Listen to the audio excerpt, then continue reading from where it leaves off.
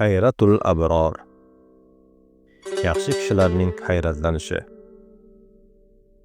Alisher Navoiy Hamzasining birinchi dostoni bo'lib, 1483-yilda yaratilgan.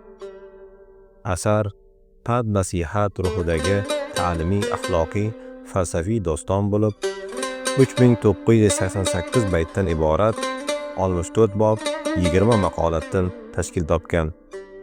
Hayratul abror dostoni an'anaviy muqaddima, hamd, na'at bilan boshlangan. Navoiyning dunyo haqidagi qarashlari mana shu muqaddimada o'z aksini topgan.